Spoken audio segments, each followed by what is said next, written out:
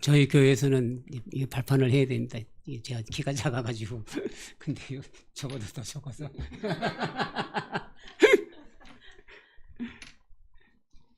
예, 70년대 말 80년대 초 진광교회 이제 우린 결혼했는데 제가 청년회장을 하고 그랬었어요.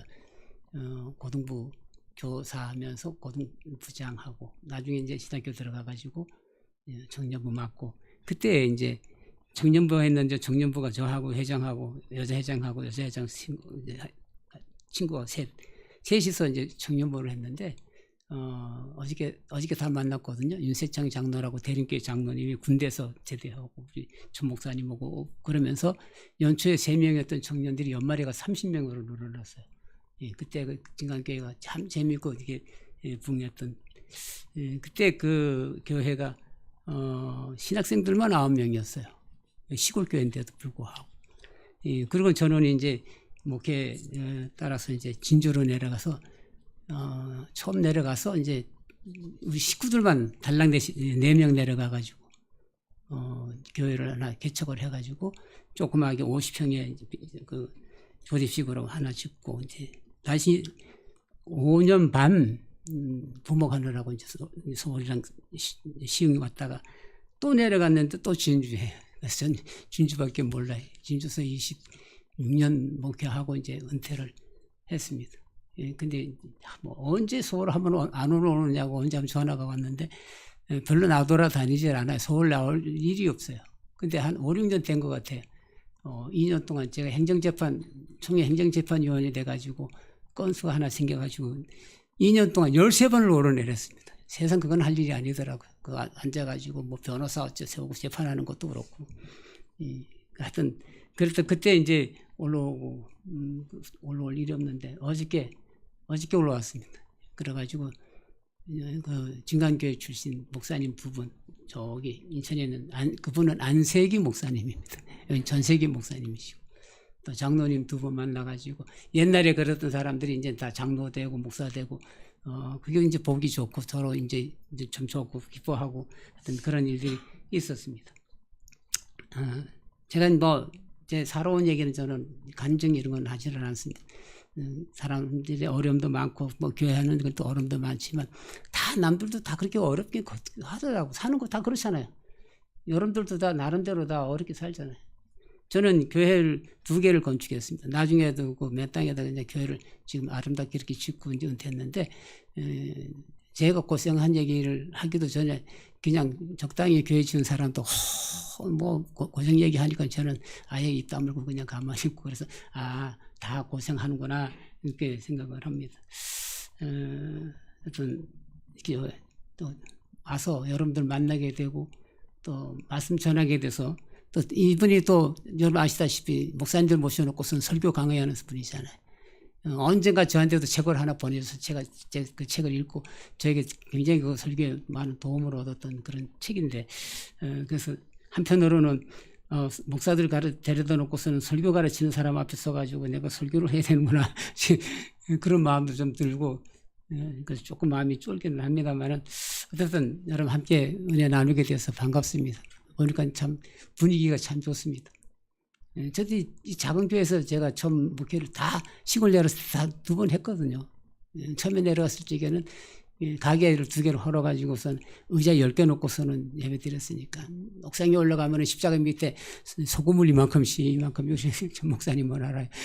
소금물 이만큼씩 십자가 밑에다가 뿌려놓은 그런 데서 목회를 했으니까 그래도 뭐 땅 사서 교회 조그맣게 짓고 하여튼 그랬습니다.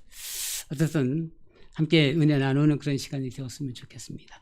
잠깐 기도하겠습니다. 주님 이 시간에 우리에게 복을 내려 주옵소서. 말씀의 능력과 말씀을 은혜를 허락해 주옵소서. 예수님의 이름으로 기도드리옵나이다. 아멘.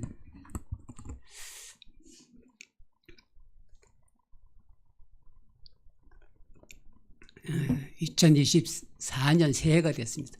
우리는 새해라는 말을 쓰게 되면 그 앞에다가 뭐를 달아요? 뭐라 그래? 무슨 새해? 희망찬 새해.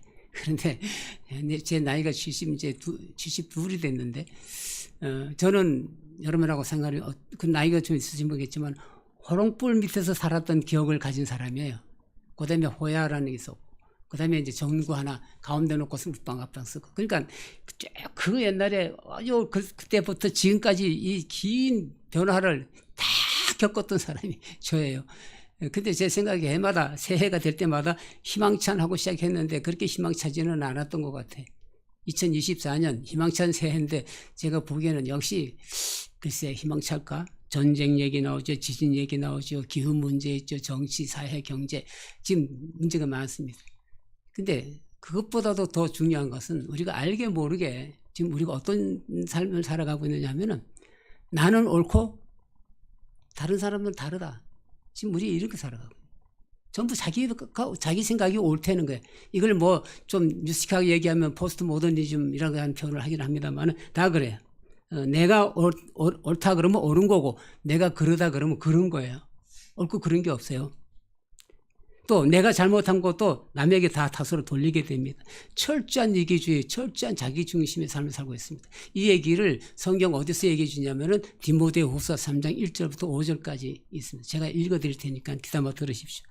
그대는 이것을 알아두십시오. 말세에 어려운 때가 올 것입니다. 사람들은 자기를 사랑하며 돈을 사랑하며 뽐내며 교만하며 하나님을 모독하며 부모에게 순종하지 아니하며 감사할 줄 모르며 불경스러우며 무정하며 원한을 풀지 아니하며 비방하며 절제가 없으며 난폭하며 선을 좋아하지 아니하며 배신하며 무모하며 자만하며 하나님보다 쾌락을 더 사랑하며 겉으로는 경건하게 보이나 경건하면 능력은 부인할 것입니다. 그대는 이런 사람들을 멀리 하십시오. 제가 설교할 때는 항상 설교는 세번역을 제가 인용을 하거든요. 그래서 세번역을 여러분들이 인용해 됐습니다. 우리 개역개정은 말세에 고통하는 때가 이르니라는 말씀하고 있습니다. 마지막 때에 우리가 고통스러운데 이런 일들 때문에 고통스럽다는 거예요. 지금 우리가 이런 삶을 살아가고 있습니다. 근데 뭐 세상이 그렇다니까 그런가 보다 그럴 수 있지만은 우리는 그렇게 살아갈 수가 없잖아요.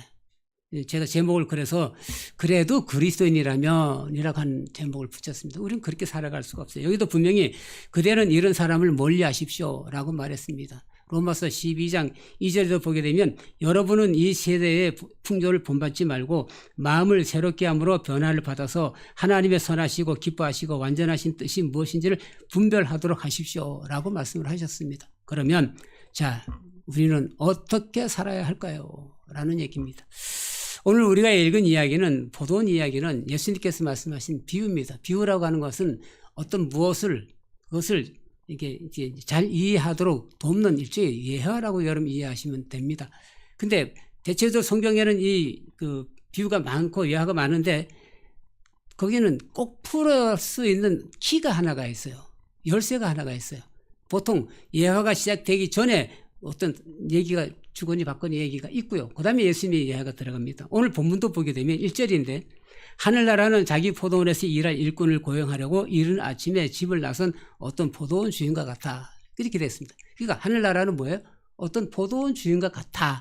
그렇다면 포도원 주인이 뭘 했는지 그걸 우리가 살펴보게 되면 아 이게 하늘나라인가 보다라고 좀 이해할 수가 있죠. 그러니까 포도원 주인의 일꾼이 근데 우리는 보통 이제 이걸 가지고 이제 포도원 일꾼의 비유 이렇게 이제 어떤 성경에 보면 그렇게 조그맣게 제목이 써 있는데 제 생각에는 포도원 일꾼의 비유기보다는 포도원 주인의 비유 이렇게 하는 게 맞을 것 같아요. 포도원 주인이 주인공이니까. 자 무슨 얘기인가 하면 본문의 포도원 주인은 일꾼을 구하는데 아침 일찍이 그건 6시입니다. 그 다음에 9시, 12시, 오후 3시, 그 다음에 오후 5시 나가가지고 사람들을 불러서 한 대나리를 줄 테니까 우리 밭에 가서 일을 하십시오. 그래 일하러 보냈어요. 뭐 별 문제 없죠. 근데 만약에 여러분이 포도원 주인이라면 이렇게 했겠어요? 했을 수 있어요. 아침 일찍 6시 나가서 적어도 9시까지는 나가서 포도원 주인, 그 일꾼들을 보냈을 거예요. 한 대나리는 약속하고. 근데 12시? 6시간밖에 안 할 텐데 오후 3시? 이제 뭐 몇 시간 남았다고? 마지막 1시간 남은 사람까지 데렸어. 이제 1시간 남은 사람 그 사람을 포도원에 보태서 너도 한 대나리는 줄 테니까 가서 일해. 이걸 누가 하겠어요? 제정신이 아니고서야 여러분 이건 할 수 없는 그런 일이에요. 근데 이 사람이 그런 일을 했다라고 이야기하고 있습니다. 언젠가 뉴스를 보게 되면 새벽 시장이 있어요. 인적시장. 사람들이 막 모여서 옹기종기 있는데 차 하나가 딱 들어오면서 미장 몇 명 그러면 막 뛰어가요. 그래서 몇 명 딱 차 태워가면은 뚱 떠나고 또 그래서 거기 해질녘쯤 되면은 다 끝나요. 그럼 나머지 사람들은 이제 뽑히지 않았으니까 주춤주춤거리고 집으로 돌아오게 됩니다. 여러분 그 돌아가는 사람들 오늘은 일이 없다라고 생각하고 돌아가는 사람 그 사람들의 마음들을 여러분 혹시 생각해 본 적 있어요? 그렇잖아요. 물론 오늘 이야기가 똑같은 상황은 아닙니다. 그러나 9시, 12시, 오후 3시 그러다가 나머지 1시간밖에 남지 않고 있는 그 상황에서 거기에 기다리고 있는 사람이 있었다. 그러면 그 마지막 시간에도 기다리고 있는 사람 마음은 어떨까? 빈손으로 집에 들어갈 수도 없는 거고 이거 뭐 어떻게 해볼 수 없는 그 상황인데 이 사람의 마음을 헤아리는 게 이 주인의 마음이었어요. 우리가 사랑 얘기하는데 진짜 사랑의 시작은 어디냐 하면은 이런 사람들의 마음, 이런 안타까운 마음 사람, 이런 사람들의 그 속내를 볼 줄 아는 것, 그것부터가 여러분 사랑이에요. 그것부터가 하나님의 마음이고 그것부터가 하나님의 나라라고 하는 얘기입니다. 그리고 저녁 일이 다 마쳤어요. 오후 6시가 됐습니다. 그러니까 주인이 관리인을 불러다가 맨 나중에 온 사람부터 시작하여 맨 먼저 온 사람에게까지 품삯을 치르십시오. 그래서 저녁 5시에 와가지고 1시간 일한 사람부터 먼저 한 달러씩 받아가지고 돌아가게 됩니다. 그러니까 맨 처음에 온 사람, 아침 6시에 와가지고 12시간 일한 사람이 1시간 일했는데 한 달러냐? 그럼 우리는 12시간 일했으니까 더 받을 수도 있겠다라고 하는 그런 생각을 가진 겁니다. 그런데 와서 12시간 일했는데도 불구하고 한 데나리온을 주는 거예요. 그래서 투덜거리는 겁니다. 12절 보면 마지막에 온 이 사람들은 1시간밖에 일하지 않았는데도 찌는 소위 속에서 온종일 수고한 우리들과 똑같이 대우했습니다. 사실 아시다시피 처음 온 사람들에게도 오늘 한 데나리온 주겠다라고 약속을 한 겁니다. 마지막에 1시간 와서 일한 사람도 한 데나리온 주겠다라고 약속했습니다. 그러면 이 사람들이 불평할 수가 없습니다. 그렇게 약속을 했으니까. 그러나 한편 12시간 일한 사람도 한 데나리온, 1시간 일한 사람도 한 데나리온이라고 생각하게 되면 이거는 여러분 우리는 받아들일 수가 없습니다. 아마 지금 같았으면 머리에 빨간 띠 들어오선 소리를 질러야 될 것입니다. 불공평하다는 생각도 들고 투덜거릴 수도 있다는 생각을 하게 됩니다. 남 얘기니까 성경 얘기니까 우리가 지금 이러고 앉았지. 막상 그 상황이 되면 우리도 똑같을 겁니다. 그런데 주인이 투덜거리는 일꾼에게 이렇게 얘기를 합니다. 13절 15절에 이보시오 나는 당신을 부당하게 대한 것이 아니오 당신은 나와 한 데나리온을 합의하지 않았소. 당신의 싹이나 받아가지고 돌아가시오. 당신에게 주는 것과 똑같이 이 마지막 사람에게 주는 것이 내 뜻이요. 내 것을 가지고 내 뜻대로 할 수 없단 말이오. 내가 후하기 때문에 그것이 당신 눈에 거슬리오. 이게 뭔 얘기입니까? 12시간 일한 사람이나 마지막에 겨우 1시간 일한 사람이나 똑같이 한 데나리온씩 준 것은 주인은 내 뜻이라는 겁니다. 주인이 내 뜻이에요. 마찬가지로 아침 일찍 불러온 사람이나 1시간 남기고 불러온 사람이나 그렇게 불러온 것도 그것도 주인 뜻이라는 겁니다. 주인 마음대로라는 겁니다. 오늘 우리식으로 말하게 되면 오너 마음대로라는 거죠. 사용자 마음대로라는 거죠. 그럼 우리는 별의별 생각이 다 들 겁니다. 그럼 주인이라고 해서 마음대로 할 수 있어요, 여러분? 고용주라고 마음대로 할 수가 있어요? 더군다나 오늘 이야기가 하늘나라 이야기라면 하나님이 이 포도원 주인과 같은 분이라고 얘기한다고 할 것 같으면 이건 더더구나 여러분 우리는 이해할 수가 없어요. 하나님 마음대로 야, 너 이쁘니까 너는 내가 택하고 너는 미우니까 나는 너 빼고 그럴 수 있어요? 근데 이 얘기가 어디서 나오느냐면 로마서 9장 6절부터 13절까지 보면 이런 얘기가 나옵니다.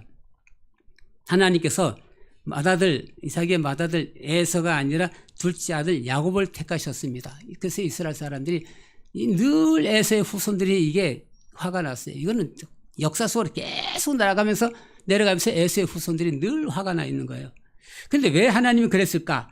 그런데 성경 13절을 보게 되면 이것은 성경에 기록한 바 내가 야곱을 사랑하고 에서를 미워하였다 한 것과 같아 라고 되어 있습니다. 그래서 이게 더 문제가 되는 거예요. 하나님이 야곱을 사랑했고 하나님은 에서를 미워했다. 그래서 야곱을 택했다. 그런데 알다시피 야곱은 장자권을 가지고 있는 사람이고 에서는 장자권이 없는 사람이에요.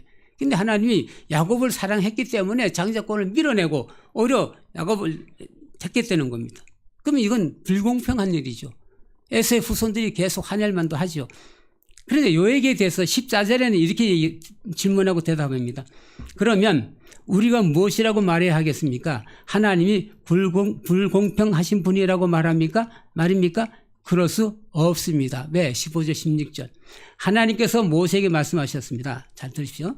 내가 긍휼히 여길 사람을 긍휼히 여기고 불쌍히 여길 사람을 불쌍히 여기겠다 하셨습니다. 그러므로 그것은 사람의 의지나 노력에 달려 있는 것이 아니라 하나님의 자비에 달려 있습니다. 사람의 의지나 노력에 달려 있는 것이 아니라 하나님의 자비와 사랑에 달려 있는 것입니다. 그러니까 하나님께서는 긍휼히 여길 사람을 긍휼히 여기셨고 불쌍히 여길 사람을 불쌍히 여기셨다라고 말씀하는 겁니다. 이건 놀라운 얘기입니다. 하나님은 우리를 상대하실 때에 이 사람이 얼마나 굉장한 사람인지 굉장히 많은 노력을 했는지 이런 걸 갖고 여러분 판단하시는 것이 아니라 단지 하나님의 자비, 하나님의 사랑으로 우리를 상대하시고 우리를 평가하신다는 거예요. 그러니까 그 안에 있는 사람은 어떤 사람이든 간에 모두가 다 구원받을 수 있다는 겁니다. 이런 하나님의 자비와 하나님의 사랑으로 하나님께서 행하신 그 일을 로마서 8장 6절 8절에 보게 되게 되면 우리가 아직 약할 때에 경건하지 않았을 때에 우리가 아직 죄인으로 있을 때에 그리스도께서 우리를 위하여 죽으셨습니다. 이리하여 하나님께서는 우리들에 대한 자기의 사랑을 실증하셨습니다. 그러니까 우리의 공로나 우리 어떤 행동것이라든지 이런 걸 보고 하나님께서 우리에게 자비와 은혜를 베푸신 것이 아니라 단지 하나님의 자비, 하나님의 사랑으로 먼저 우리를 대해 주셨다라는 얘기입니다. 오늘 우리가 읽은 이 본문의 주인도 14절, 15절에 이렇게 말합니다. 당신에게 주는 것과 똑같이 이 마지막 사람에게 주는 것이 내 뜻이요. 내 것을 가지고 내 뜻대로 할 수 없다는 것이요. 내가 후하기 때문에 그것이 당신 눈에 거스리요. 여기 제가 세번역으로 읽어드렸는데 후하다는 말은 공동번역은 여러분 이게 내가 선함으로라고 됐어요. 이거를 그리스어로 이렇게 찾아보게 되면 단어가 아가도스라는 단어입니다. 아가도스라는 말은 선한, 은혜, 좋은 이런 말로 번역이 됩니다. 그러니까 주인의 얘기가 뭐냐면 내가 좋은 사람이라고 해서 내가 선한 사람이라고 해서 그래서 내가 그렇게 했다는 거죠. 내가 마음이 후회해서 내가 그렇게 했다는 거예요.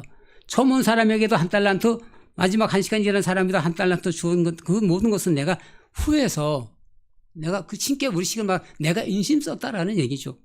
그러니까 사랑성들 여러분, 보통 주인이 일찍 사람들을 데리고 온 것도 마지막 1시간 남기고 있는 사람도 데리고 온 것도 마지막에 온 사람에게도 한 데나리온, 처음에 와서 일한 사람도 한 데나리온 준 것은 그게 다 뭔지 내가 마음이 후하기 때문에 내가 선하기 때문에 그러니까 이 비유의 얘기에서 포도원 주인과 같다는 얘기는 하나님이 그런 분이시라는 겁니다. 하나님은 우리에게 후한 마음을 가지고 계시는 분이라는 겁니다. 하나님은 우리에 대해서 아주 진짜 인색한 분이라고 할 것 같으면 그럼 우리가 무슨 죄가 너로 구원받겠어요? 그런 나라가 곧 하나님의 나라다라고 되어 있습니다. 그런데 지금 우리 주변을 보게 되면 심지어 교회도 보게 되면 하나님의 은혜를 받았다고 하나님의 사랑을 말하고 하나님의 사랑을 자랑하는데도 불구하고 많은 사람들이 이 하나님의 은혜를 잊어버렸어요. 자기는 대단해서 하나님이 나를 이렇게 해준 걸로 생각해요. 그래서 이웃에게 자비를 베풀거나 이웃을 사랑하기보다는 이웃을 바라보면서 옳으냐 그르냐를 따집니다. 교회는요 옳으냐 그르냐를 따지는 데가 교회가 아니에요. 다수결의 원칙 여러분 다수가 여러분 손을 들었다고 그래가지고 그래서 다수의 얘기가 다 옳던가요? 아니에요. 무엇이 공평하냐라는 것을 따집니다. 여러분이 잘 아는 솔로몬의 재판이 있습니다. 주 여자가 애 하나를 데리고 와가지고 서로 자기 아들이라고 이제 주장을 합니다. 어느 정도 크면은 얼굴 모습을 이렇게 보면은 누가 비슷하니까 이 집이다라고 얘기할 수 있을 것 같고 지금은 DNA가 발전돼 저기에 대해서 DNA 조사하면 다 나오는데 그 당시는 아니잖아요. 그러니까 그냥 깐난쟁이 하나 갖다 놓고서는 서로 자기 아들이라는데 이걸 어떻게 얘기를 합니까? 그러니까 솔로몬이 어떻게 했어요? 잘 아시죠? 반 나눠서 반씩 줘라. 이게 공평이에요. 이게 공평이에요. 딱 반 나눠가지고 한쪽씩 주는 게 이게 공평이에요. 그때 한 여자가 뭐라고 그래요? 그렇게 해서라도 주십시오. 저는 이 여자가 아주 합리적이고 아주 똑똑한 여자라고 생각을 합니다. 근데 또 한 여자는 차라리 저 여자에게 주십시오. 그런데 솔로몬이 누구에게 줬어요? 차라리 저 여자에게 주십시오. 라고 말한 그 여자가 줬어요. 그 여자가 주겠어요. 왜? 뭐에 근거해가지고? 그 아이에 대한 어머니의 사랑이라는 겁니다. 거짓했으니까 자기가 벌을 받아요. 자기가 죽음을 당해요. 그러나 그 아이는 죽일 수가 없다. 이게 어머니의 사랑이에요. 솔로몬의 지혜라는 것이요, 옳으냐 그르냐를 판단하는 것이 아니라 무엇이 진정한 사랑인가를 판단하고 그것을 행하는 것. 이게 솔로몬의 지혜예요.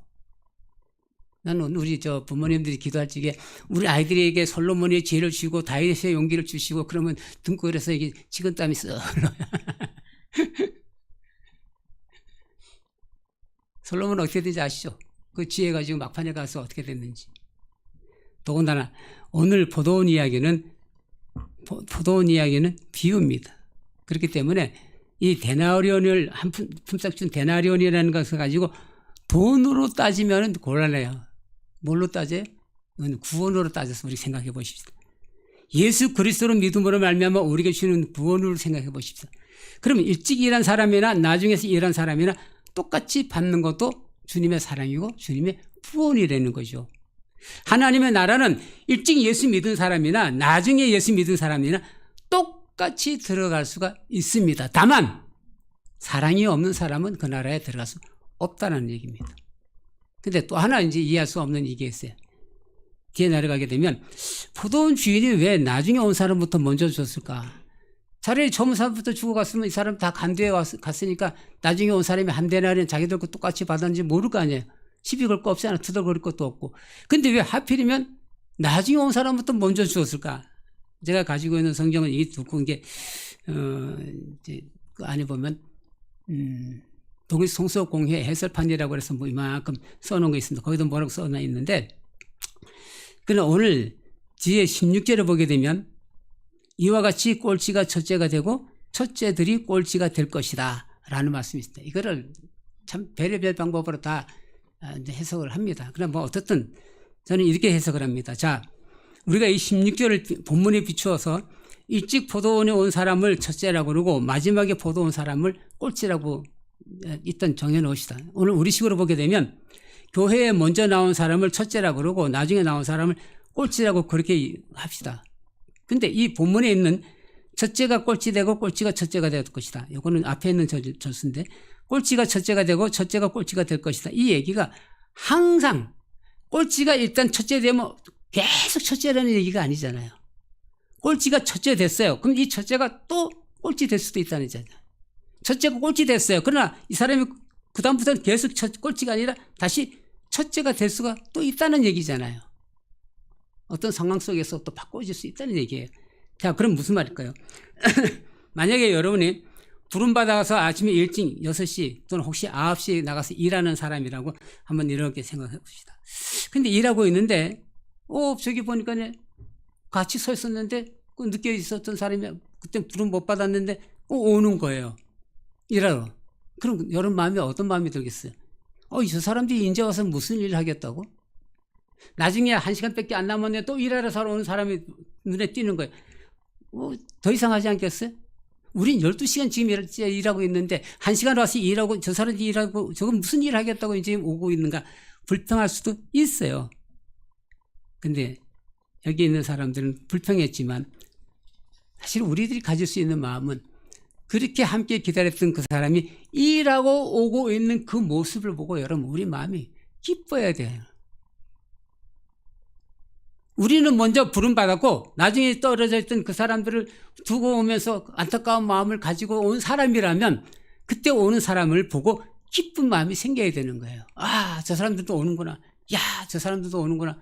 함께 일하게 돼서 좋았다. 이게 여러분 하나님의 마음이고 이게 하나님의 사랑이라는 겁니다. 또 똑같이 풍삭 받았어요. 12시간 일했는데도 한 데나리온, 1시간 와서 일했는데도 1시간 받는 거 보고 함께 받아서 기쁘다. 이게 사랑이라는 겁니다. 이게 하나님의 마음이라는 겁니다. 더군다나 이 첫째가 꼴찌가 첫째가 되고 첫째가 꼴찌가 될 것이다라는 말은 바로 앞에 19장 30절에도 나왔어요. 이 순서 먼저 바뀌었어요. 이게 무슨 얘기인가 하면 어떤 젊은이가 예수님께 와서 물었습니다. 선생님, 내가 영원한 생명을 얻으려면 무슨 선한 일을 해야 됩니까? 놀라운 것은 이 청년이 살인하지 말아라, 간음하지 말아라, 도둑질하지 말아라, 아버지와 어머니를 공경하여라, 그리고 너의 이웃을 너의 몸과 같이 사랑하여라는 계명을 다 지킨 사람이라는 겁니다. 그리고 당당하게 예수님 앞에서 아직도 무엇이 부족합니까? 라고 물었습니다. 예수님은 그걸 사랑스럽게 여겼어요. 그리고 이렇게 말씀하셔요. 너가 완전한 사람이 되려고 하면 가서 너의 소유를 팔아서 가난한 사람에게 나누어 주어라. 그리하면 너가 하늘에서 보화를 차지하게 될 것이다. 그리고 와서 나를 따르라. 그때 이 젊은이가 근심하고 돌아갔어요. 예수님 말씀을 듣고서는. 보십시오. 어려서부터 이 계명을 다 지킨 사람이 대단하지 않습니까, 여러분? 근데 이 사람에게 뭐가 부족해? 너가 완전한 사람이 되려고 하면 가서 너의 소유를 팔아서 가난한 사람에게 나누어 주어라. 이것은 단지 소유를 팔아서 가난한 사람에게 나누어 주는 얘기를 하는 게 아니야. 이것은 이웃을 사랑하라는 얘기죠. 이게 여러분 이웃을 사랑하는 얘기입니다. 이웃을 사랑하는 그것이 그가 물었던 어떻게 하면 영생을 얻을 수 있습니까? 라고 하는 거기에 대한 답이에요. 이웃을 사랑하는 게 영원한 생명을 얻는 것에 대한 답이라고요. 근데 이 청년은 그냥 가버렸어요. 뭐가 부족해서? 사랑이 부족해서. 그렇습니다. 오늘 우리가 읽은 본문에 아침 일찍 와서 일한 사람은 무더운 날에 땀을 뻘뻘 흘리면서 12시간 일했어요. 대단한 사람이죠. 아마 제 마음 같아서는 이 사람은 보너스를 좀 더 보내는 것도 괜찮을 것 같아요. 근데 이 사람들에게 뭐가 부족하냐면 사랑이 부족한 겁니다. 자, 이제 본질로 돌아가겠습니다. 문제는 뭐냐? 예수 믿는다라는 얘기입니다. 우리가 수없이 나는 예수 믿습니다. 나는 예수 믿고 받았습니다. 라고 말하고 있어요. 제가 우리 삼남신학원에서 강의를 이제 오래 했는데, 지난 학기에 어떤 권사님이 뭔 얘기하다가 자기는 늘 하나님께 믿음을 달라고 기도를 한대요. 믿음을 달라고 기도한다? 뭐 이런 사람들은 그냥 넘어갈 수 있죠. 다 그렇게 기도할 수 있으니까. 근데 저한테는 그게 딱 걸렸어요. 그래서 물었어요. 제가 여러분한테 똑같이 묻습니다. 여러분은 예수 그리스도를 믿나요? 네. 훈련이 잘 되셨네. 우리 교인들도 제가 물으면 절대 대답 안 합니다.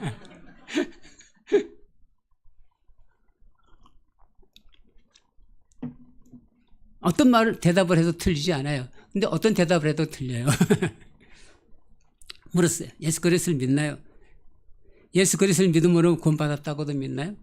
그럼 예수 그리스도를 믿음으로 하나님의 자녀가 됐다는 것도 믿나요?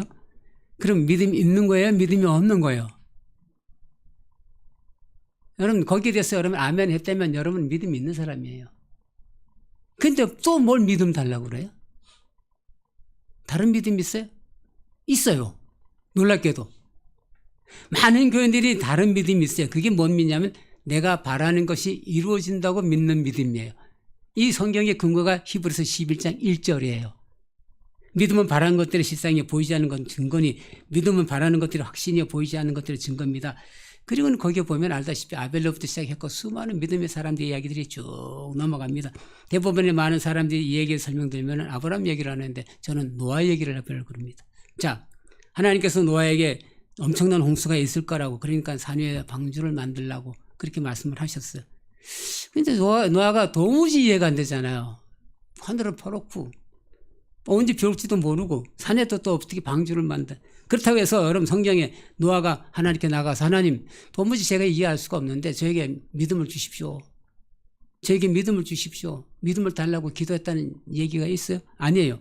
창세기 6장 13절부터 21절까지 홍수에 대한 이야기를 하나님께서 노아에게 딱 얘기하고 나온 다음에 노아는 어떻게 했는지를 성경은 한 줄로 22절에 노아는 하나님이 명하신 대로 다 하였다. 꼭 그대로 하였다. 딱 요거예요. 믿음이 있다 없다 그냥 그 홍수 되기 전에 긴 시간을 방주를 만들지만 왜 이걸 해야 되느냐 또 이렇게 해도 꼭 돼야 되나 말아야 되냐 궁금한 것도 없어요. 그냥 그대로 했다라고 하는 얘기입니다. 자, 대개 여기서 말하는 믿음은 바라는 것들의 실상이요. 바라는 것들, 보이지 않는 것들, 이 바라는 것이 누가 바라는 거냐는 겁니다. 만약에 노아가 사람들이 보니까 영 형편없어요. 하나님 비를 내려서 저 사람들 다 쓸어 주십시오. 그럼 저에게는 방주를 하나 만들어 가지고선 살아나게 해 주십시오. 이게 노아가 생각해 가지고 하나님께 기도했다면 이건 노아의 바람이죠. 그런데 노아는 그런 상상할 수가 없어요. 하나님이 그에게 말씀하셨습니다. 이건 하나님께서 바라시는 거예요. 하나님께서 바라시는 거예요. 그 하나님께서 바라시는 것이 노아가 바라는 것이 됐어요. 이거는 노아가 하나님을 믿었기 때문에 그래요. 그럼 믿음을 달라고 기도할 이유가 없어요. 이미 노아는 하나님을 믿고 있었던 겁니다. 그러니 여러분 하나님 말씀대로 하면 되는 것이요. 더구나 히브리서 11장을 여러분 눈여겨보게 되게 되면 39절 40절에 보면 이 사람들은 모두 믿음으로 말미암아 훌륭한 사람이라는 평판을 받았지만 약속된 것을 받지는 못하였습니다. 하나님께서 우리를 위하여 더 좋은 계획을 미리 세워두셔서 우리가 없이는 그들이 완성에 이르지 못하게 하신 것입니다. 분명히 믿음의 사람들은 믿음으로 말미암아 약속된 것을 다 받았어요. 아브라함도 땅 받았고 사라를 통해서 아들도 얻었고, 그래서 이 사람들은 모두 믿음으로 말미암아 훌륭한 사람이라는 평판을 받았다라고 됐습니다. 그런데 39절 약속된 것은 받지 못했습니다. 그리고 40절 이 약속을 하나님께서 우리를 위하여 더 좋은 계획을 미리 세워두셔서 라고 말씀하고 있습니다. 그러니까 뭔가 안 되잖아요. 약속된 것 받지 못했대요. 하나님께서 우리에게 주신 더 좋은 계획은 따로 있다는 거잖아요. 그럼 그게 뭘까요?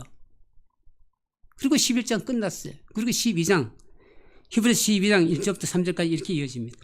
그러므로 이렇게 구름대와 같이 수많은 증인이 우리를 둘러싸고 있으니 우리도 갖가지 무거운 짐과 얽매는 죄를 벗어버리고 우리 앞에 놓인 다름질을 참으며 달려갑시다. 믿음의 창시자의 완성자이신 예수를 바라봅시다. 그는 자기 앞에 놓여 있는 기쁨을 내다보고서 부끄러움을 마음에 두지 않으시고 십자가를 참으셨습니다. 그리하여 하나님의 보좌 오른쪽에 앉으셨습니다. 그러니까 히브리서 11장에 나오는 이 사람들은 믿음이 뭔지를 보여준 믿음에 대한 증인들이었어요. 그러니까 이 믿음이 뭔지를 보여준 이 증인들이 보여준 그 믿음을 가지고 이제는 뭐 하자고요? 어떻게 하자고요? 믿음의 창시자여 완성자이신 예수 그리스도를 바라보고 달려갑시다. 그 얘기를 하는 거예요. 앞에 있는 그들의 그 믿음, 그 좋은 믿음을 가지고 이제는 예수 그리스도를 바라보고 우리 앞에 놓여있는 다름질을 달려가자는 겁니다. 사랑하는 성도, 믿음은 내가 바라는 것이 언젠가 이루어진다고 믿는 그게 믿음이 아니고요. 믿음은 믿음의 창시자여 완성자이신 예수 그리스도를 바라보고 내 앞에 있는 다름질을 달려가는 겁니다. 그것은 다른 말로 예수 그리스도를 따라가는 겁니다. 그것은 다른 말로 예수 그리스도 삶을 사는 겁니다. 복음서에 마태, 마가, 누가복음에 보면 예수님이 나를 믿으라 그렇게 하지 않으셨어요. 마태, 마가, 누가복음에는 나를 따르라고 그렇게 말씀하셨어요. 처음 저희가 이제 집에서 심심하니까 이제 넷플릭스를 봤는데 바울이라는 영화가 있어요. 초대교회 교인들이죠. 그 사람들이 그 엄청난 박해, 사람을 여러분 이렇게 막대기에다 세워놓고서는 거기다 기름 부어가지고 불을 질러요. 쭉 가면서 가로등이에요. 그런데도 여러분 그들은 그 박해 속에서 기도를 합니다. 무슨 기도인 줄 아세요? 하나님 나 살려주십시오. 아니에요. 하나님 저들 멸망시켜 주십시오. 아니에요. 이미 내가 믿고 있는 예수 그리스도의 이 믿음이 흔들리지 않게 해달라고, 잃지 않게 해달라고 그걸 기도했어요. 오히려 자기를 불질르는 그 사람들을 사랑하게 해달라고 그걸 기도하고 있었어요. 이게 믿음이에요. 지금 우리가 기도한다면 이 말세의 어려운 때에 어떤 환경에서도 우리의 믿음을 잃지 않게 해달라고, 이게 우리의 기도가 돼야 되고요. 어떤 환경 속에서 원수까지 사랑하게 해달라고 기도하는 그 기도가 우리의 기도가 돼야 된다면 그 말이죠. 사랑하는 성도들은 사도행전 11장 26절에 제자들은 안디옥에서 처음으로 그리스도인이라고 불렸다. 그리스도인이라는 말은 그 헬라어로도 그리고 저는 그리스어라고 그렇게 표현을 쓰는데 크리스티아노스란 말입니다. 이것은 그리스도인이라는 말도 되지만 그리스도의 추정자라는 뜻을 가지고 있습니다. 그러니까 그리스도인이 뭐냐? 그리스도를 쫓는 사람들, 그리스도의 길을 걸어가는 사람. 혹시 이거 아세요? 신약성경 안에는 도라는 단어가 있습니다. 도. 다 설명드릴 수가 없는데 고린도전서 1장 18절 십자가의 도가 멸망하는 자들에게는 미련한 것이요 이를지게 여기 도는 그리스도가 로고스예요. 말씀이에요. 근데 사도행전을 중심에 해서 다른 데는 이 도가 로고스가 아니고요. 호도스예요. 이거는 길이라는 말이에요. 그래서 사도행전 9장 2절 이제 한 절만 제가 옮겼는데 그 도를 따르는 사람을 만나면 남녀를 막론하고 결박하여 예루살렘으로 잡아오려 함이라. 이 사울에 관한 얘기인데 여기서 도라는 말은 호도스 길이에요. 그러니까 그 길을 걸어가는 사람들은 잡아들였다는 거죠. 사도 바울이. 그 길이 뭐예요? 예수님의 가신 길을 걸어가는 사람들이에요. 그래서 미국의 신학자 이 다이애나 버틀러 교수가 베스라는 교수가 그 감리교 신학자인데 교회의 종말이라는 책이 있어요. 2015년에 나온 책 제가 기억하고 몇 번 읽어봤는데 그분이 그 책에서 뭐라 했냐면 기독교가 기독교라고 불리기 전에는 더 웨이 길이었다.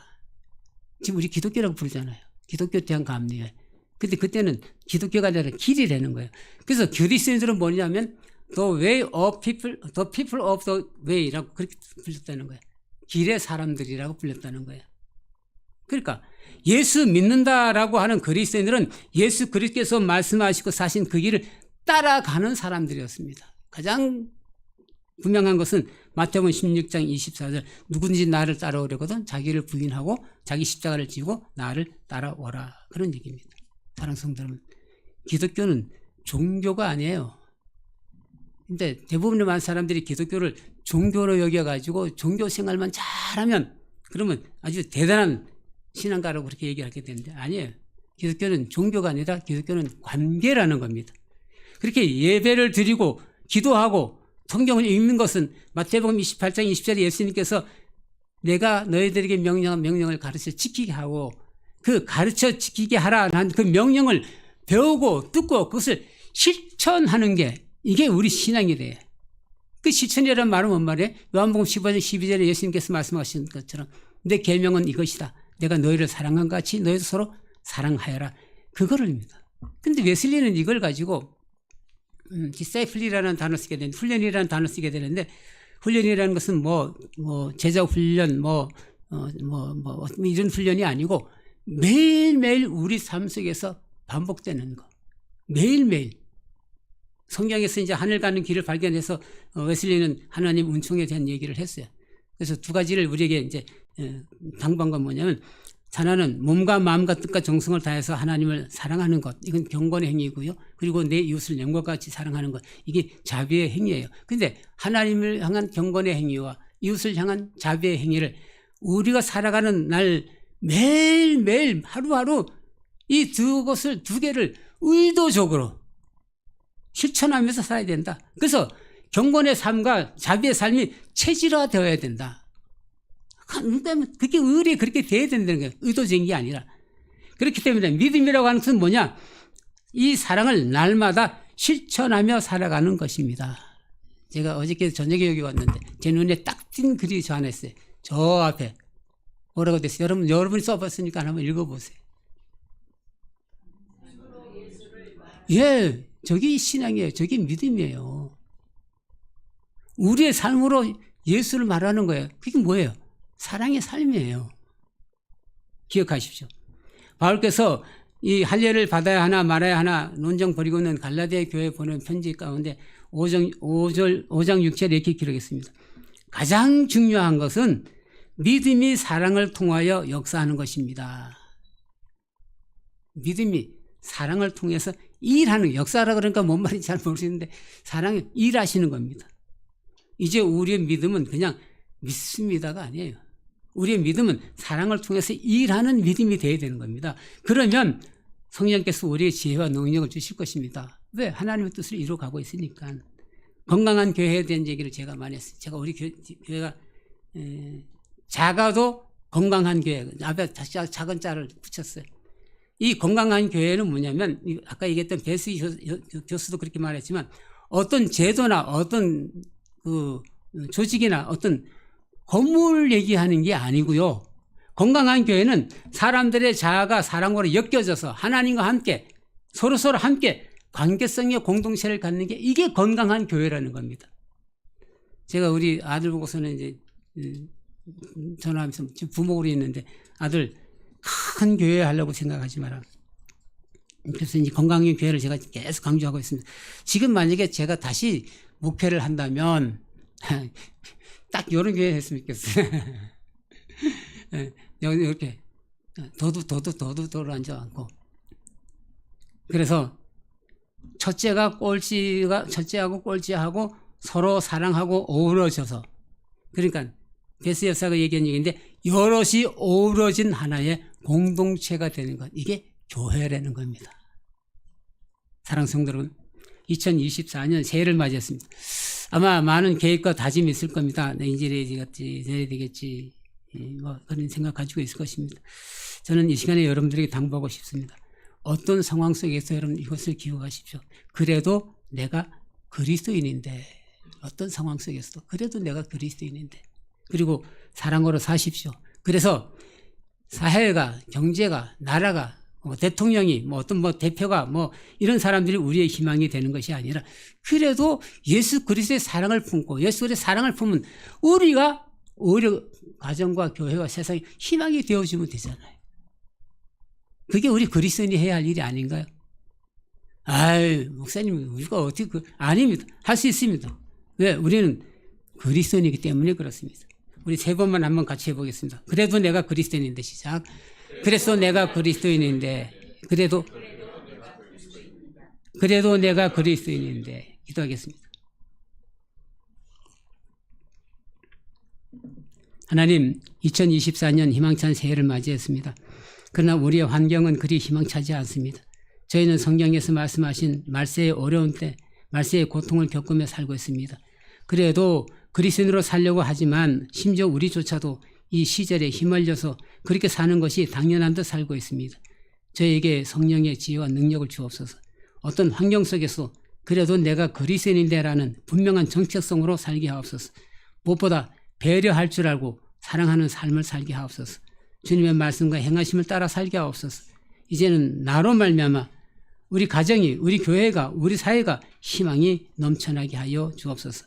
2024년 언제나 주님의 자비와 사랑으로 충만한 그리스도의 삶을 살게 하여 주옵소서. 예수 그리스도의 이름으로 간절히 기도드리옵나이다. 아멘.